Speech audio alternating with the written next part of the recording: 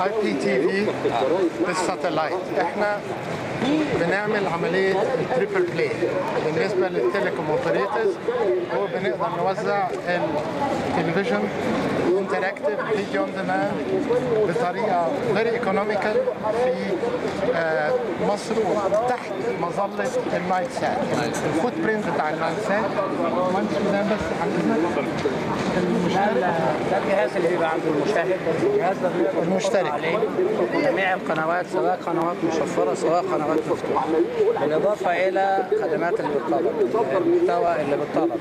ده فول انتراكتيف بلاتفورم، منظومه تفاعليه، يقدر المشاهد يطلب اي قناه اذاعه، يقدر يسجل من اي قناه، يقدر يشوف القناه في وقت لاحق، يقدر يشوف برامج في معاد، بالاضافه الى المحتوى اللي هو بالطلب، محتوى ترفيهي، محتوى تعليمي، محتوى تثقيفي، محتوى دوكيومنتري، اي انواع المحتوى، بالاضافه الى خدمات قيمه مضافه اخرى زي المسجنج ما بين المشاهدين. يقدروا المشاهدين يعملوا مسجنج على التلفزيون، نقدر ناخد الميل بتاعنا على التلفزيون، نقدر نبراوز على الانترنت سايتس اللي هي كده.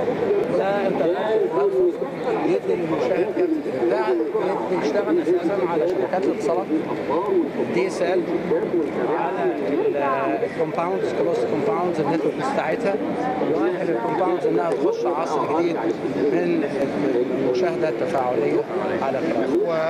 والسعر احنا بنحاول نوصل لسعر ابيلينج لتكلفه قليله قوي، ونعمل باكج نقدر في النهايه نخلي الكونتنت يوزع بطريقه شرعيه وباسعار مناسبه، وده اللي بنحبه. شكرا. عفوا شرفتنا.